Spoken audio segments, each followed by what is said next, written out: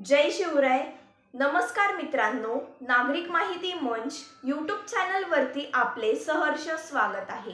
मित्रांनो, आजच्या या व्हिडिओमध्ये आपण बोलणार आहोत जीएसटी नियमात 2026 मध्ये झालेले आणि होणारे नवीन बदल. मित्रांनो, जीएसटी म्हणजे फक्त व्यापाऱ्यांचा विषय नाही. आपण रोज वापरणाऱ्या वस्तू, मोबाईल, कपडे, हॉटेल, ऑनलाईन खरेदी सगळ्यांवर जीएसटी लागते. म्हणून जीएसटी मधले बदल सामान्य नागरिकांपासून छोटे दुकानदार, विद्यार्थी आणि मोठे व्यापारी सगळ्यांसाठी महत्त्वाचे असतात. या व्हिडिओमध्ये आपण सर्व गोष्टी पाहणार आहोत, म्हणून हा व्हिडिओ शेवटपर्यंत पहा. आपण यामध्ये समजून घेणार आहोत जीएसटी मध्ये नेमके कोणते बदल झालेले आहेत, याचा कोणाला फायदा होणार आहे आणि कोणाला अडचण येऊ शकते आणि आपण काय काळजी घ्यायला हवी, या सर्व गोष्टी आपण या व्हिडिओमध्ये पाहणार आहोत. म्हणून हा व्हिडिओ अर्धवट न पाहता पूर्ण पहा. चला तर मग जास्त वेळ न घेता या व्हिडिओला आपण सुरुवात करूया.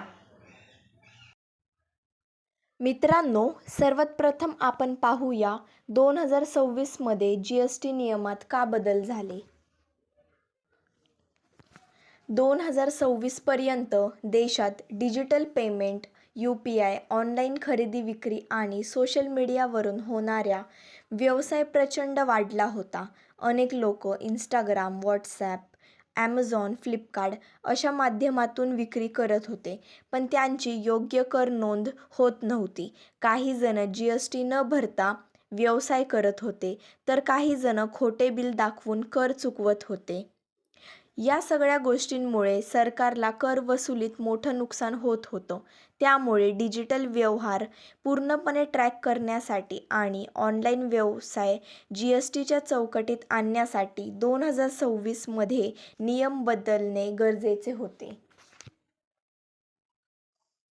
जीएसटी लागू झाल्यानंतर काही लोकांनी त्याचा गैरफायदा घेतला.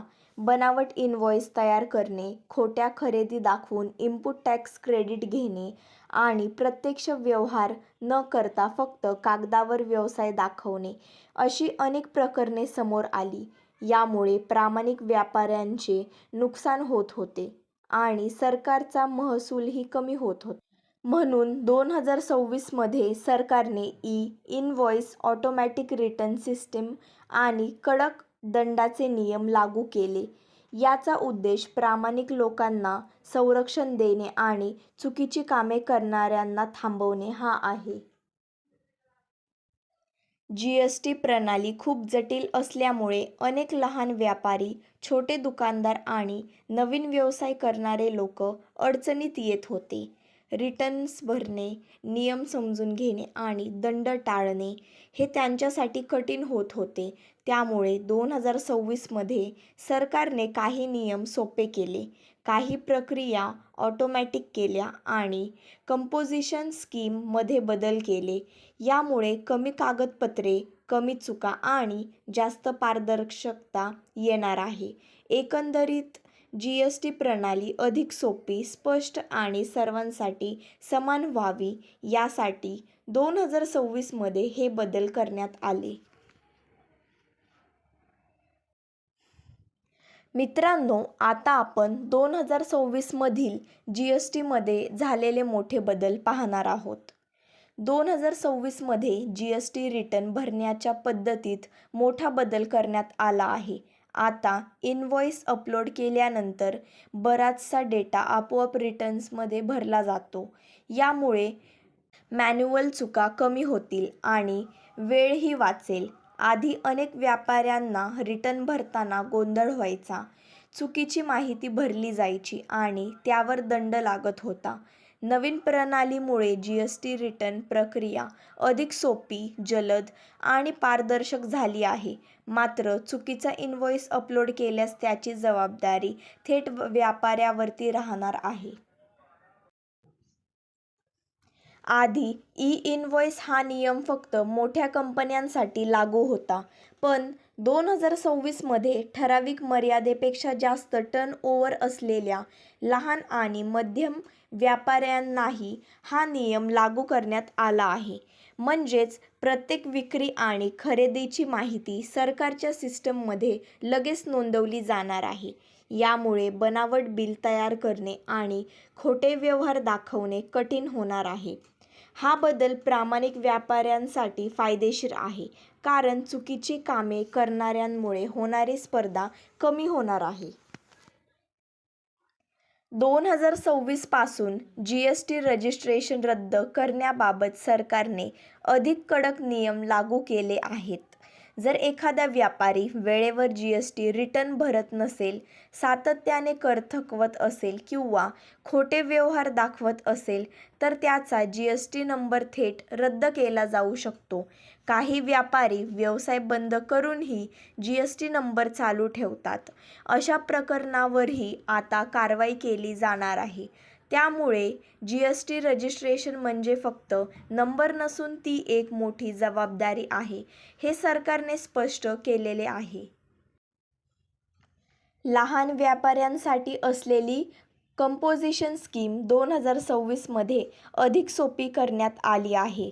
या योजनेअंतर्गत कमी टॅक्स, कमी रिटर्न आणि कमी कागदपत्रांची अट ठेवण्यात आली आहे, ज्यामुळे छोटे दुकानदार आणि किरकोळ व्यापाऱ्यांना दिलासा मिळणार आहे. मात्र या योजनेत सहभागी झालेल्या व्यापाऱ्यांना इनपुट टॅक्स क्रेडिट मिळत नाही. ही अट कायम लक्षात ठेवण्यात आली आहे. त्यामुळे कोणती योजना आपल्या व्यवसायासाठी योग्य आहे हे समजून घेऊनच निर्णय घेणे गरजेचे आहे. 2026 मध्ये ऑनलाईन प्लॅटफॉर्मवर विक्री करणाऱ्यांसाठी जीएसटी नियम अधिक कडक करण्यात आलेले आहेत. जसे की ॲमेझॉन, फ्लिपकार्ट, मिशो तसेच इंस्टाग्राम आणि व्हॉट्सअपवरील विक्री करणाऱ्या विक्रेत्यांना आता जीएसटी अंतर्गत पूर्ण नोंदणी आणि व्यवहारांची माहिती देणे आवश्यक आहे. प्रत्येक व्यवहाराची ट्रॅकिंग केली जाणार असल्यामुळे कर चुकवण्याच्या संधी कमी होणार आहेत. या बदलांमुळे ऑनलाईन व्यवहार अधिक पारदर्शक होणार आहेत, पण नियम न पाळणाऱ्यांना दंडाचा सामना करावा लागू शकतो. मित्रांनो, आता आपण पाहूया जीएसटी मधील बदलांमुळे सामान्य नागरिकांवरती काय परिणाम होतील. जीएसटी नियमात 2026 मध्ये झालेले बदल सामान्य नागरिकांच्या रोजच्या आयुष्यावरती थेट परिणाम करणारे आहेत. किराणा माल, कपडे, मोबाईल, इलेक्ट्रॉनिक वस्तू, हॉटेल सेवा अशा अनेक गोष्टींवर जीएसटी लागतो. काही वस्तूंवर कराची रचना सुधारल्यामुळे त्यांचे दर थोडे कमी होऊ शकतात, तर काही सेवांवरती किंमत वाढण्याची शक्यता आहे. त्यामुळे नागरिकांना पूर्वीपेक्षा जास्त जागरूक राहावे लागणार आहे, कारण प्रत्येक वस्तूचा अंतिम दर जीएसटीमुळे बदलू शकतो. 2026 नंतर जीएसटी नियम अधिक कडक झाल्यामुळे बिल न घेणे नागरिकांसाठी तोट्याचे ठरू शकते. सरकार आता डिजिटल ट्रॅकिंगवर भर देत असल्यामुळे अनेक दुकानदार बिल देण्यास बंधनकारक असतील. बिल नसेल तर तक्रार करता येणार नाही आणि फसवणूक झाली तरी पुरावा राहणार नाही. त्यामुळे सामान्य नागरिकांनी प्रत्येक खरेदी वेळी जीएसटी बिल घेणे आणि ते जपून ठेवणे अत्यंत महत्त्वाचे ठरणार आहेत. ऑनलाईन खरेदी करणाऱ्या नागरिकांसाठी 2026 मधील जीएसटी बदल फायदेशीर ठरणार आहेत. ॲमेझॉन, फ्लिपकार्ट, मिशो किंवा सोशल मीडियावरून खरेदी करताना आता विक्रेत्यांची माहिती स्पष्ट दिसणार आहे. त्यामुळे बनावट विक्रेते, चुकीचे दर आणि फसवणूक यावर आळा बसेल. ग्राहकांना योग्य बिल, स्पष्ट कर माहिती आणि सुरक्षित व्यवहार मिळण्याची शक्यता वाढणार आहे. हॉटेल, रेस्टॉरंट, प्रवास, मोबाईल रिचार्ज, इंटरनेट सेवा अशा सेवांवर जीएसटी बदलांचा परिणाम जाणवू शकतो. काही सेवांवर कराचे दर बदलल्यामुळे नागरिकांचा मासिक खर्च वाढू शकतो. विशेषतः मध्यमवर्गीय कुटुंबांवर याचा थोडा आर्थिक ताण येऊ शकतो. त्यामुळे सेवा वापरताना कराची माहिती समजून घेणे आणि अनावश्यक खर्च टाळणे गरजेचे ठरणार आहे. GST मधील बदलांमुळे सामान्य नागरिकांना कर प्रणालीबाबत अधिक जागरूक व्हावे लागणार आहे. आता फक्त व्यापाऱ्यांनीच नव्हे तर ग्राहकांनीही GST म्हणजे काय, किती कर घेतला जातो आणि बिलमध्ये काय लिहिले आहे हे समजून घेणे आवश्यक आहे. दीर्घकाळात या बदलांमुळे कर प्रणाली अधिक पारदर्शक होईल आणि प्रामाणिक व्यवहारांना चालना मिळेल, ज्यांचा फायदा देशाच्या अर्थव्यवस्थेला आणि शेवटी सामान्य नागरिकांनाच होणार आहे. मित्रांनो, आता आपण GST मधील दंड आणि व्याजाचे नियम पाहणार आहोत. GST अंतर्गत ठरलेल्या तारखेपर्यंत रिटर्न न भरल्यास दंड आकारला जातो. 2026 पासून हे दंडाचे नियम अधिक कडक करण्यात आले आहेत. वेळेवर रिटर्न न भरल्यास दररोज ठराविक रक्कम दंड म्हणून भरावी लागू शकते. काही प्रकरणांमध्ये हा दंड मोठ्या रकमेपर्यंत जाऊ शकतो, विशेषतः जर उशीर जास्त दिवसांचा असेल तर. त्यामुळे व्यापाऱ्यांनी आणि व्यवसाय करणाऱ्या व्यक्तींनी GST रिटर्न वेळेत भरणे अत्यंत आवश्यक झालेले आहे. जर एखाद्या व्यापाऱ्याने वेळेवर GST भरला नाही तर थकबाकी रकमेवर व्याज आकारले जाते. 2026 मध्ये व्याजाचे नियम अधिक स्पष्ट आणि कठोर करण्यात आले आहेत. कर जितका जास्त दिवस थकतो तितकं व्याज वाढलं जातं. अनेक वेळा लोकांना वाटतं की थोडा उशीर चालेल, पण प्रत्यक्षात व्याजामुळे भरायची रक्कम खूप वाढू शकते. त्यामुळे GST वेळेत भरणे आर्थिकदृष्ट्या फायदेशीर ठरते. फक्त उशीरच नाही तर खोटी माहिती देणे, बनावट बिल वापरणे किंवा जाणून-बुजून कर चुकवणे या गंभीर चुकांवर 2026 पासून कडक कारवाई केली जाणार आहे.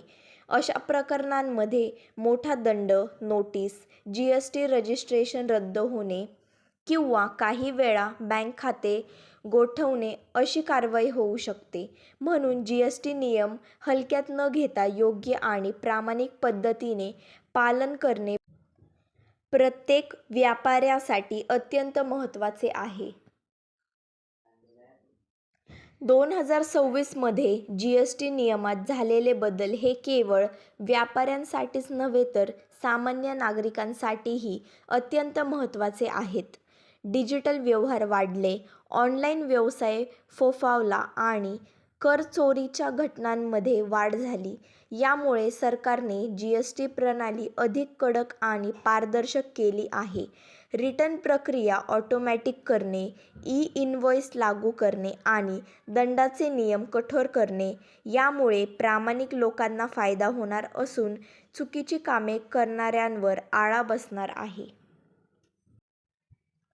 दीर्घकाळात हे बदल देशाच्या अर्थव्यवस्थेला मजबूत करणारे ठरणार आहेत. सुरुवातीला काही नियम कठीण वाटू शकतात, पण योग्य माहिती आणि वेळेवर पालन केल्यास अडचणी टाळता येतील. GST नियमांची योग्य समज असणे, बिल घेण्याची सवय लावणे आणि कर प्रणालीबाबत जागरूक राहणे हे प्रत्येक नागरिक आणि व्यापाऱ्यासाठी गरजेचे झालेले आहे. मित्रांनो, तुम्हाला GST नियमात 2026 मध्ये झालेले बदल उपयोगी वाटले असतील तर हा व्हिडिओ नक्की लाईक करा. तुमच्या सर्व मित्रांना देखील हा व्हिडिओ शेअर करा आणि तुम्ही जर अजून नागरिक माहिती मंच या YouTube चॅनलला सबस्क्राईब केलेलं नसेल तर जरूर सबस्क्राईब करा आणि बेल आयकॉन दाबायला विसरू नका. भेटूया अशाच नवनवीन आणि माहितीपूर्ण व्हिडिओसह. जय शिवराय. धन्यवाद.